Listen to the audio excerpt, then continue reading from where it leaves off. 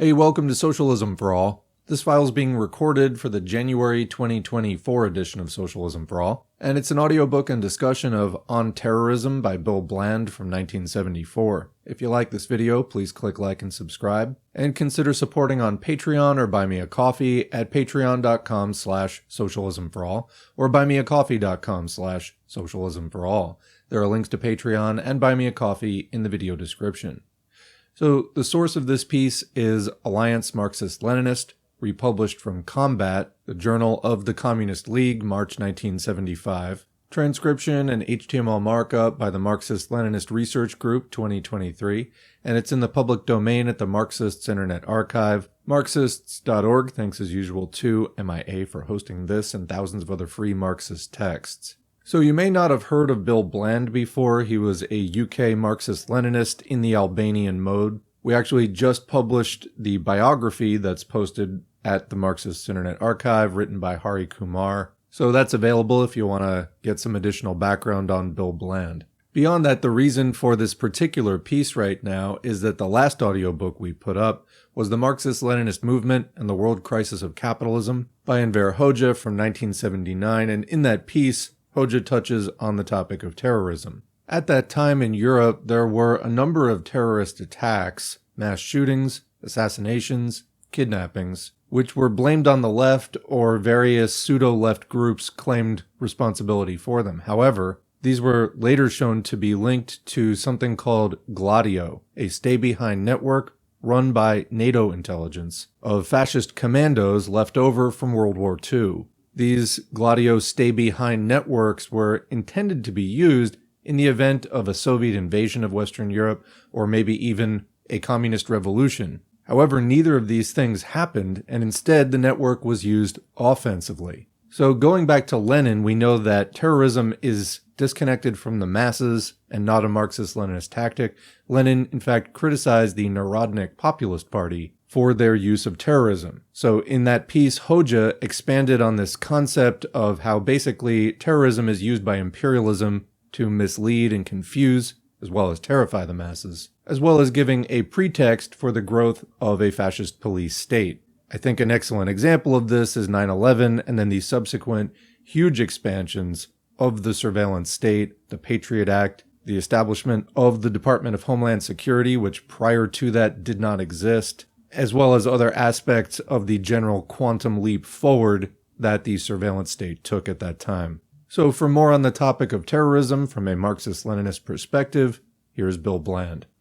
The last decade has witnessed the emergence of a number of terrorist groups in various countries, together with the adoption of terrorist tactics by a number of national liberation groups. Britain, for example, has experienced the bombing campaigns of the Angry Brigade, purporting to be a protest against corporatist and racist legislation, and of the Provisional Irish Republican Army, purporting to form part of the Irish struggle for national liberation. In some countries, such as India, even groups claiming to be Marxist-Leninist pursue terrorist tactics. It is therefore important that we should be clear on the Marxist-Leninist attitude toward terrorism. A punishment for opportunism. The victory of revisionism in the international communist movement has transformed the communist parties of most countries into parties which objectively serve the interests of monopoly capital by preaching the illusion of peaceful parliamentary transition to socialism.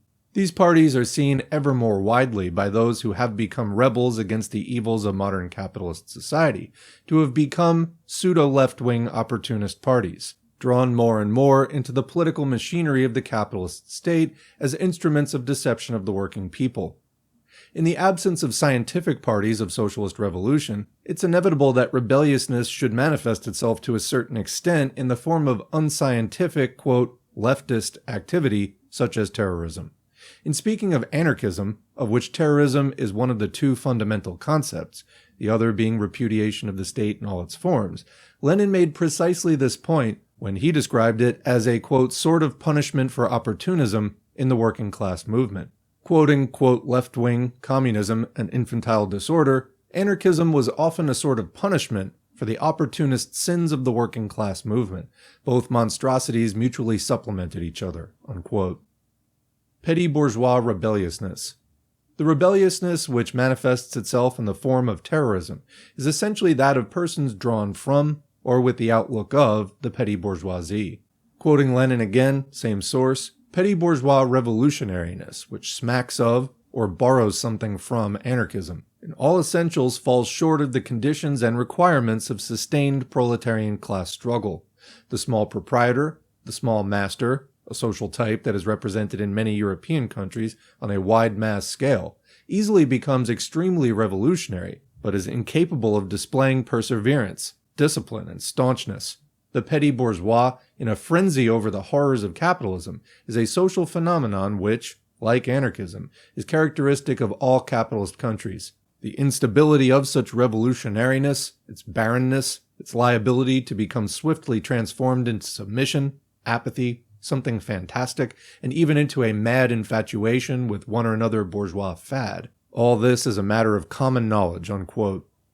The petty bourgeoisie is a class which is in process of rapid destruction by monopoly capital, so that anarchism must be seen as a political reflection of the desperate and futile striving of the petty bourgeoisie to retain their individual freedom. Quoting Lenin in Socialism and Anarchism, the philosophy of the anarchists is bourgeois philosophy turned inside out. Their individualistic theories and their individualistic ideal are the very opposite of socialism. Their views express not the future of bourgeois society, which is striding with irresistible force toward the socialization of labor, but the present and even the past of that society, the domination of blind chance over the scattered and isolated small producer, unquote. Quoting Stalin in Anarchism or Socialism, the point is that Marxism and anarchism are built up on entirely different principles, in spite of the fact that both come into the arena of struggle under the flag of socialism. The cornerstone of anarchism is the individual, whose emancipation, according to its tenets, is the principal condition for the emancipation of the masses, the collective body. According to the tenets of anarchism, the emancipation of the masses is impossible until the individual is emancipated. Accordingly, its slogan is everything for the individual. The cornerstone of Marxism, however, is the masses, whose emancipation, according to its tenets, is the principal condition for the emancipation of the individual. That is to say, according to the tenets of Marxism, the emancipation of the individual is impossible until the masses are emancipated. Accordingly, its slogan is everything for the masses, unquote. Terrorism and economism, the theory that the working class can be expected to engage only in economic and not political struggles, have common roots in the theory of spontaneity, which rejects the possibility of elevating the working class to socialist consciousness through the propaganda and day-to-day leadership of a vanguard party. Quoting Lenin in What is to be Done, the economists and the modern terrorists spring from a common root, namely subservience to spontaneity. At first sight, our assertion may appear paradoxical, for the difference between these two appears to be so enormous. One stresses the drab everyday struggle, and the other calls for the most self-sacrificing struggle of individuals. But this is not a paradox. The economists and terrorists merely bow to different poles of spontaneity. The economists bow to the spontaneity of the, quote, pure and simple labor movements, while the terrorists bow to the spontaneity of the passionate indignation of the intellectuals, who are either incapable of linking up the revolutionary struggle with the labor movement, or lack the opportunity to do so. It is very difficult indeed for those who have lost their belief, or who have never believed that this is possible, to find some other outlet for their indignation and revolutionary energy than terror, unquote. Quoting Lenin again in Revolutionary Adventurism, the present-day terrorists are really economists turned inside out, going to the equally foolish but opposite extreme, unquote. Thus, terrorism, like economism, reflects the lack of faith of the petty bourgeoisie in the masses of the working people. Reviewing a leaflet issued by the Socialist Revolutionaries, a populist party, in 1902, Lenin remarks, quote, "The April 3 leaflet follows the pattern of the terrorists' latest arguments with remarkable accuracy. The first thing that strikes the eye is the words, quote, 'We advocate terrorism, not in place of work among the masses, but precisely for and simultaneously with that work,' unquote.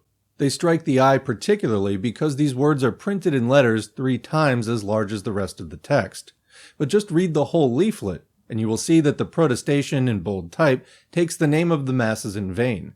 The day, quote, 'when the working people will emerge from the shadows,' and, quote, 'the mighty popular wave will shatter the iron gates to smithereens.' Alas, literally they wrote alas, is still a long way off, and it is frightful to think of the future toll of victims. Unquote. Do not these words, alas, still a long way off, reflect an utter failure to understand the mass movement and a lack of faith in it? Unquote. Quote, individual terrorism. In repudiating terrorism, Marxist-Leninists are speaking, of course, of what is generally termed individual terrorism. Such acts as the assassination of a reactionary judge or the planting of a car bomb outside the office of a government department. In the sense of attempting to strike terror into an enemy, Marxist-Leninists by no means reject the use of terrorism. The socialist revolution can be brought about only against the armed men who form the core of the machinery of force of the capitalist state, and one of the aims of armed struggle is to strike terror into the enemy, and so to facilitate their defeat. Again, one of the functions of a state is to strike terror into those who might attempt to overthrow it. Thus, the dictatorship of the working class, which must be installed on the victory of the socialist revolution, has to have as one of its aims to strike terror into the overthrown capitalist class and its active supporters, so as to restrain their desire to overthrow the power of the working class. Marxist-Leninists, therefore, repudiate individual terrorism not on the grounds that terrorism, in the sense of striking terror into the enemy, is unethical, but because acts of individual terrorism harm the cause they purport to serve. Quoting Lenin in Where to Begin, in principle we have never rejected and cannot reject terror. Terror is one of the forms of military action that may be perfectly suitable and even essential at a definite juncture in the battle, given a definite state of the troops and the existence of definite conditions. But the important point is that terror at the present time is by no means suggested as an operation for the army in the field, an operation closely connected with and integrated into the entire system of struggle. Without a central body and with weakness of local revolutionary organizations, this in fact is all that terror can be. We therefore declare emphatically that under the present conditions such a means of struggle is inopportune and unsuitable, that it diverts the most active fighters from their real task, the task which is most important from the standpoint of the interests of the movement as a whole. It disorganizes the forces not of the government, but of the revolution." Unquote. Quoting Lenin in, quote, left-wing communism, an infantile disorder, "Of course, we reject individual terrorism only out of considerations of expediency. Upon those who, on principle, were capable of condemning the terror of the Great French Revolution, or the terror in general employed by a victorious revolutionary party which was besieged by the bourgeoisie of the whole world, upon such people, even Plekhanov in 1900, when he was a Marxist and a revolutionary, heaped ridicule and scorn." Unquote. While no one individual is generally capable of planning and carrying out a series of terrorist acts, such acts constitute individual terrorism insofar as the organizations involved in them are extremely small, composed of a few skilled persons, usually petty-bourgeois intellectuals, and secret to the working class, if not to the police. Comment: we had a question in one of the more recent live streams about revolutionary conspiracism. This goes back to the time of Marx and Engels, where they knew it as Blanchism, named after Blanqui, who, after the defeat of the Paris Commune, escaped but planned to return and rekindle the revolution by just using a small group or a small conspiracy of revolutionaries that would, start the whole thing, light the fire. And Engels, in his 1874 piece, The Program of the Blanquist Fugitives, ridicules this. And why? Because although the leadership of a Marxist party is important, in the end, the masses decide. In this way, it's the masses who make history, and, quote, revolutionary action which is not connected with the masses cannot really hope to effect real change. In Marxist terminology, such action which is divorced from the masses is called adventurism. Continuing, the spurious arguments for terrorism. The advocates of terrorism argue that terrorist acts weaken the capitalist state machine, and so assist the revolutionary process. But if a judge is assassinated, there are a dozen reactionary barristers waiting to step into his shoes. If a courthouse is destroyed, it can be rebuilt at the cost of the working people. The strength of the state relative to that of a small terrorist group, and the protective measures which the state has the power to take when a threat of terrorist acts becomes apparent, causes terrorism to be directed increasingly against the less well-defended, because less important, aspects of the state. Let's read that again. The strength of the state relative to that of a small terrorist group, and the protective measures which the state has the power to take when a threat of terrorist acts becomes apparent, causes terrorism to be directed increasingly against the less well defended, because less important, aspects of the state.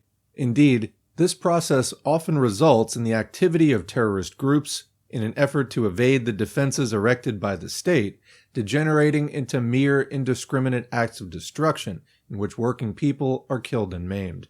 Comment: in other words, the only parts in the end that the terrorists are able to attack are of no real strategic or tactical significance and winds up just killing or maiming working people rather than anyone actually in the ruling class or any important resources of the ruling class. Continuing.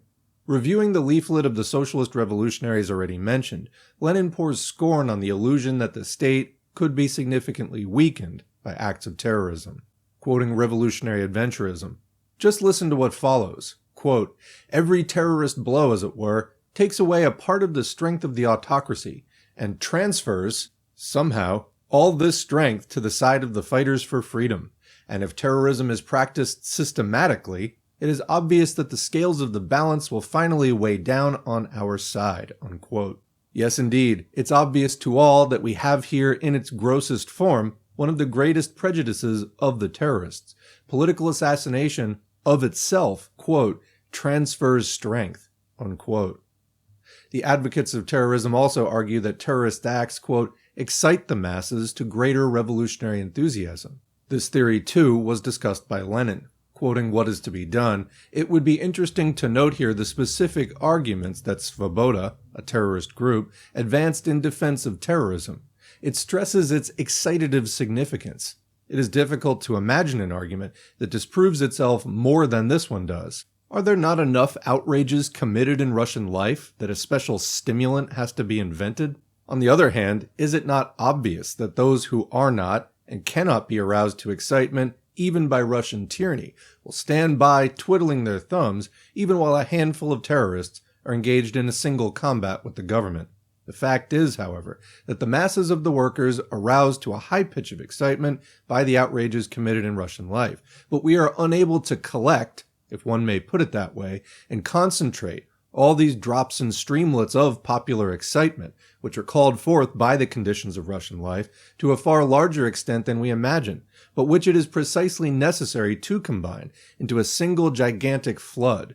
Calls for terror are merely forms of evading the most pressing duty that now rests upon Russian revolutionaries, namely, to organize all-sided political agitation. Svoboda desires to substitute terror for agitation, openly admitting that, quote, as soon as intensified and strenuous agitation is commenced among the masses, its excitative function will be finished, unquote. Quoting Lenin again in Revolutionary Adventurism, nor does the leaflet eschew the theory of excitative terrorism. Quote, each time a hero engages in single combat, this arouses in us all a spirit of struggle and courage, unquote, we are told. But single combat has the immediate effect of simply creating a short-lived sensation, while indirectly it even leads to apathy and passively waiting for the next bout. We are further assured that, quote, every flash of terrorism lights up the mind, unquote, which unfortunately we have not noticed to be the case with the terrorism-preaching party of the socialist revolutionaries, unquote. A pretext for repression. The Marxist-Leninist case against terrorism is not merely that it amounts to a repudiation of the need for the political mobilization of the masses of the working class, the force which alone is capable of smashing the state machinery of monopoly capital. Quoting Lenin in Socialism and Anarchism, their tactics, that is, the anarchists, amount to a repudiation of the political struggle. It disunites the proletarians and converts them, in fact, into passive participators in one bourgeois policy or another, unquote. In fact, far from weakening the state, acts of terrorism provide the pretext for the strengthening of the state machinery of force and for the imposition of repressive measures against the genuine progressive movement, measures which, without that pretext, would arouse much more vigorous opposition from the working people. In this respect, terrorist groups, whatever their intentions, objectively assist monopoly capital. Thus, the counterproductive hijacking of civilian airliners by Arab terrorists was used by King Hussein of Jordan as the pretext for a war of extermination in September 1970 against the Palestine Liberation Forces in Jordan, an act necessary to the new policy of U.S. imperialism in the Middle East. And in Britain, terrorist acts have provided the pretext for the strengthening of Special Branch, for police raids on the homes of anti-fascists and the offices of anti-fascist organizations, for pressure to reduce the rights of defendants in political trials, for the repeated army and police maneuvers at London Airport, and for the draconic powers given to the police by the Labour government. Agent provocateur.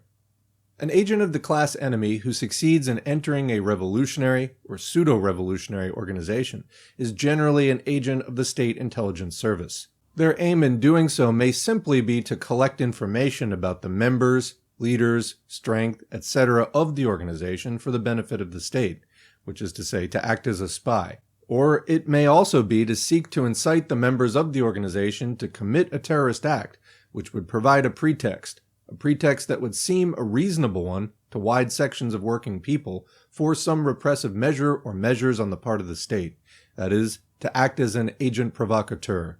Comment, this was definitely the case in the first World Trade Center bombing, which would not have happened in the way that it did, and probably at all, without the intervention of the FBI. And then, of course, there are some curious and puzzling details of other high-profile terrorist acts, such as the Oklahoma City bombing, let alone 9/11.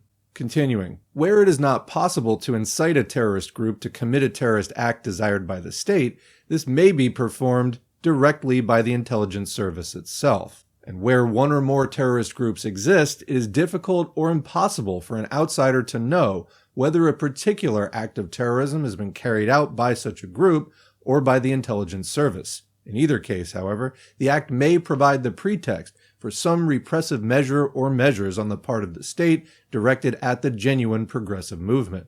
The most notorious example, comment at that time, 1975, of such a terrorist act carried out by the state itself is, of course, the burning of the Reichstag in 1933 to provide the pretext for the repression of the Communist Party of Germany, even though that party was completely opposed to the carrying out of such acts of terrorism.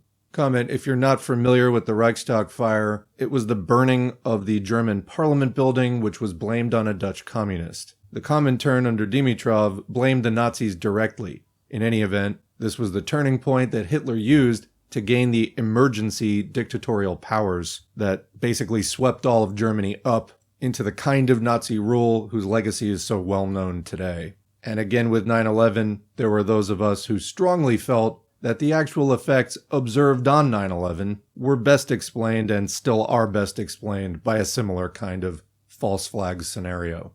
Continuing, within a genuine revolutionary organization, it is difficult to distinguish an agent provocateur from an honest but misguided exponent of pseudo-left adventurism. Indeed, this distinction can be made not on the basis of political analysis, but only by means of counterintelligence activity, which reveals the agent's connection with the state. But an agent provocateur is powerless to incite an act of terrorism on the part of a genuine revolutionary organization, unless there is support for such acts on the part of a majority of the members. The cardinal task, therefore, is to expose terrorism politically to its honest but misguided supporters, thus isolating the agent provocateur and opening the way to their exposure to the members and supporters of the organization and their expulsion from it. Quoting Lenin, "We must get the workers to understand that while the killing of spies, agents provocateur, and traitors may sometimes be, of course, absolutely unavoidable, it's highly undesirable and mistaken to make a system of it, and that we must strive to create an organization which will be able to render spies innocuous by exposing them and tracking them down. It is impossible to do away with all spies, but to create an organization which will ferret them out and educate the working class masses is both possible and necessary." Unquote.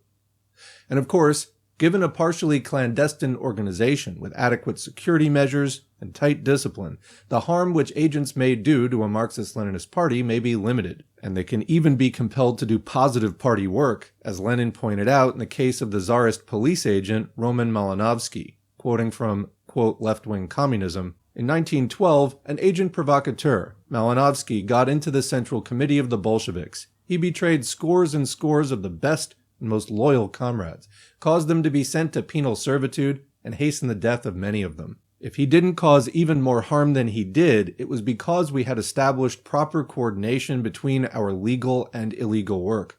As a member of the Central Committee of the party and a deputy in the Duma, Malinovsky was forced, in order to gain our confidence, to aid us in establishing our legal daily paper. While with one hand Malinovsky sent scores and scores of the best Bolsheviks to penal servitude and death, with the other he was compelled to assist in the education of scores and scores of thousands of new Bolsheviks through the medium of the legal press." Unquote. Guerrilla warfare. Socialist revolution involves armed struggle, that is, civil war, between, on the one hand, the machinery of force under the leadership of its Marxist-Leninist vanguard party, and, on the other hand, the machinery of force of the capitalist state. Guerrilla warfare is a form of armed struggle waged by relatively small units of armed people against a considerably stronger armed force. In the case of revolutionary guerrilla warfare against the armed force of a reactionary state, the essence of guerrilla military tactics is to make localized hit-and-run attacks on the weakest and most exposed sectors of the enemy's forces, so nibbling away at their strength without the losses to one's own forces that would result from a direct confrontation with their main forces. Thus, revolutionary guerrilla warfare must be seen as a development of the struggle for socialist revolution, when this has reached the stage of armed struggle. Firstly, before this armed struggle has reached the stage of a countrywide armed uprising, and secondly, when it has reached the stage of a countrywide armed uprising in the intervals between major engagements. Quoting Lenin in Guerilla Warfare, "The phenomenon in which we are interested is the armed struggle. It is conducted by individuals and by small groups.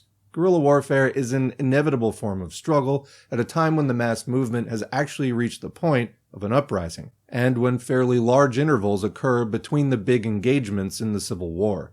An uprising cannot assume the old form of individual acts restricted to a very short time and to a very small area. It is absolutely natural and inevitable that the uprising should assume the higher and more complex form of a prolonged civil war embracing the whole country. Such a war cannot be conceived otherwise than as a series of a few big engagements at comparatively long intervals, and a large number of small encounters during these intervals.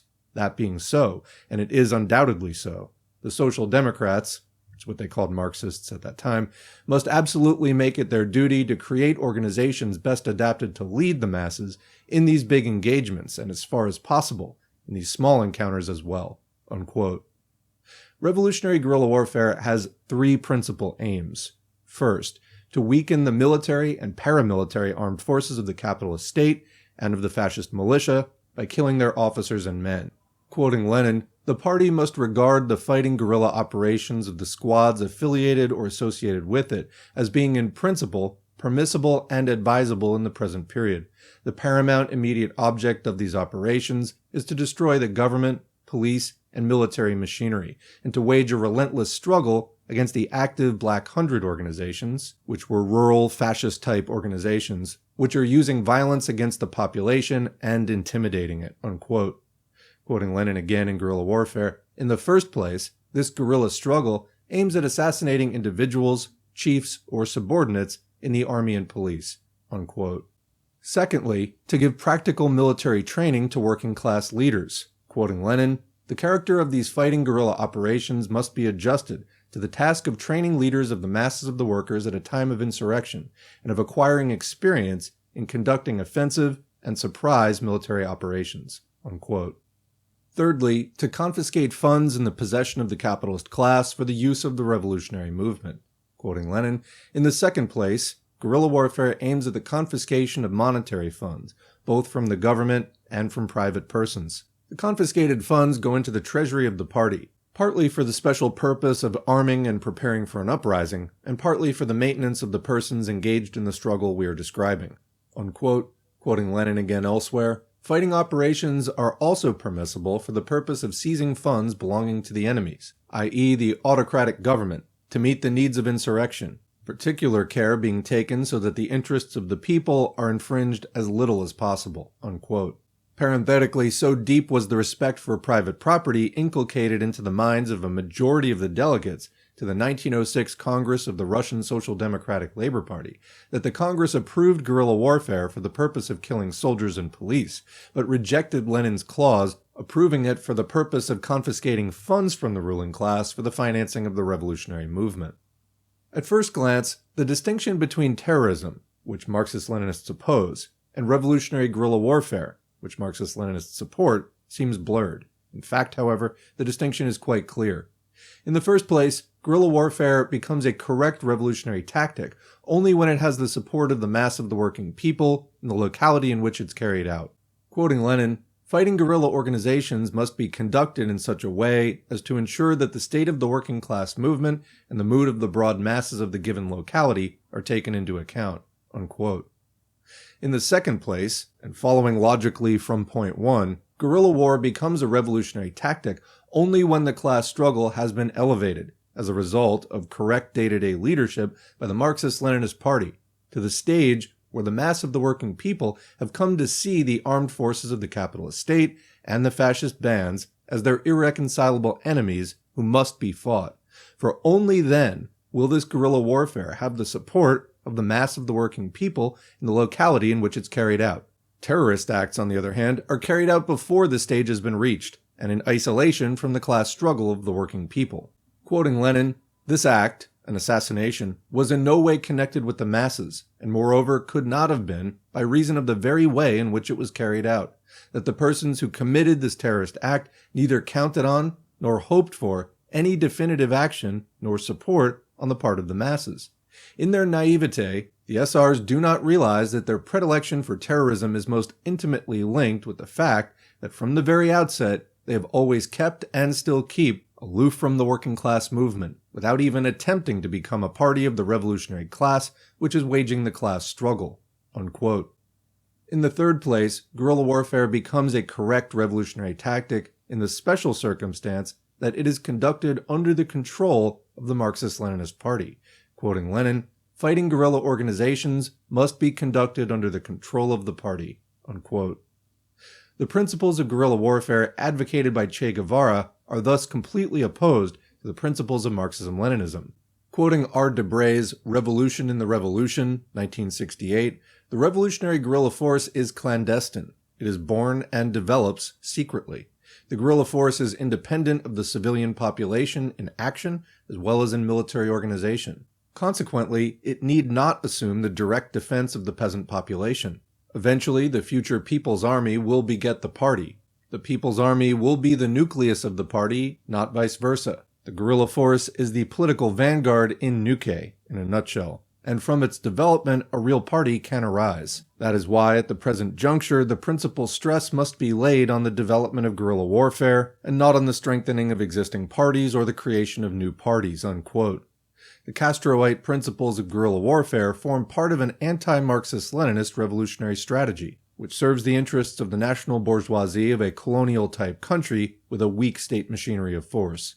Then there's a note, this question is analyzed in more detail in the Theory of the, part of title missing, in Red Vanguard number 1, page 83F. I'll also add that we have a text on the channel from Enver Hoxha, 1968, "The fist of the Marxist-Leninist communists must also smash left adventurism, the offspring of modern revisionism." This was from a conversation between Hoxha and two leaders of the Communist Party Marxist-Leninist of Ecuador. In that piece, Hoxha criticizes Che Guevara at length for exactly the same reason pointed out here. Quote, "For instance, Che Guevara was killed. Such a thing is liable to happen because a revolutionary may get killed. Che Guevara, however, was a victim of his own non-Marxist-Leninist views. He was a rebel, a revolutionary, but not a Marxist-Leninist as they try to present him. I may be mistaken, you Latin Americans are better acquainted with Che Guevara, but I think that he was a leftist fighter.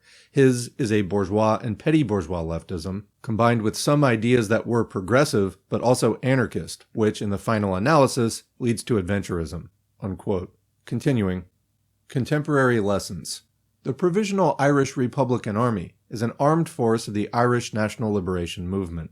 It is, however, not led by a Marxist-Leninist party of the working class, which does not at present exist in Ireland, but by representatives of the Irish national bourgeoisie, who wish for independence from Britain in order to develop the country as an independent capitalist state. As long as the Provisional IRA was seen by the people of the Catholic areas of Northern Ireland as their defense against the armed forces and police of the colonial regime, and the fascist bands which had the open support of the police, it had their enthusiastic support.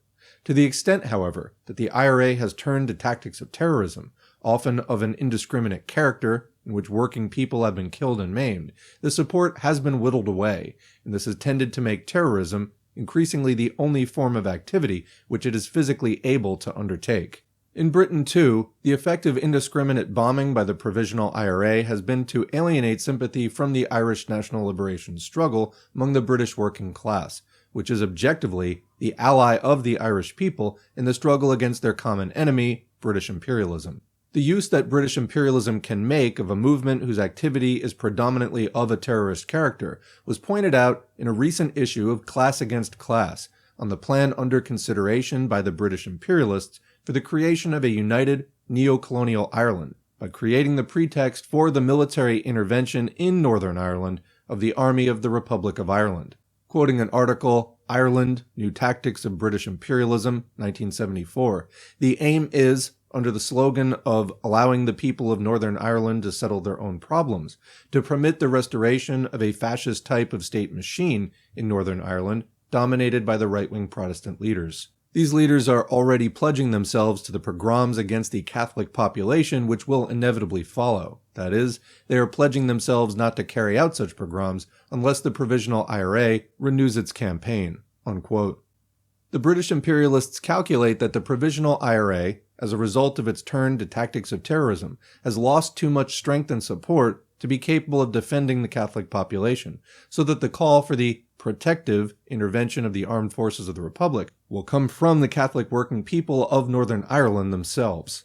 Again, one of the most important tasks facing the British working class is the organization of an anti-fascist united front, properly organized and with a correct tactical program. Even at this early stage of the anti-fascist movement, certain Maoist groups, such as the Communist Party of England, Marxist-Leninist, and Trotskyite groups, such as the International Marxist Group, have begun to launch assaults upon the police during anti-National Front demonstrations. But an assault upon the armed forces of the state becomes a correct tactic of revolutionary guerrilla warfare in a developed capitalist country only when the class struggle has reached a much higher level of development, and when it is directed by a Marxist-Leninist party, which does not yet exist in Britain.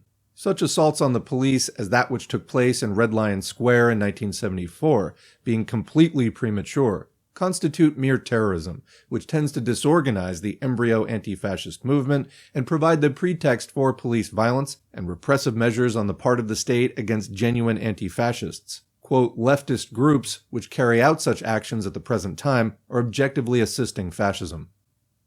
Conclusion. Terrorism, whatever the motives of the terrorists, objectively serves the interests of the forces opposed to social and national liberation. It is necessary for Marxist-Leninists, therefore, to expose terrorism for what it is, and to wage a principled and consistent struggle against this ideology, in line with Lenin's formula. Quote, Bolshevism grew, took shape, and became hardened in long years of struggle against petty-bourgeois revolutionariness, which smacks of, or borrows something from, anarchism, and which in all essentials falls short of the conditions and requirements of the sustained proletarian class struggle. Unquote. And that is the end of the audiobook. I don't have a lot to add, so what do you think? Leave a question or comment below. We'll continue the discussion in the comment section as always. Otherwise, thanks for listening, and thanks to the current patrons and buymeacoffee.com supporters whose names are on the screen. If you'd like to get your name on the screen, head to patreon.com/socialismforall or buymeacoffee.com/socialismforall. You can support for as little as a few dollars a month or more, whatever you see fit. I would make content even if nobody supported, but the support definitely allows me to spend a lot more time and to put a lot more planning into what we're doing. In my view, more support equals better channel. There's a lot of things I'd like to do. I just simply don't have the level of support for it yet, although I do look forward to having that in the future. And I'm immensely grateful for what we already have now. This channel is non-commercial. We don't run ads. We don't do sponsorships. It is just viewer supported. So again, if you like it, thank me, but also thank a patron and consider becoming one yourself. Beyond that, engagement helps, so like, share, subscribe, leave a comment, even if it's just thanks or good video. All of that helps to boost the video and the channel, in the algorithm, whether that's on YouTube, Patreon, SoundCloud, Spotify, or Substack. Thanks to all who support now and in the past for helping to make this channel what it is and to make it accessible to so many people. And we will see you in the next video.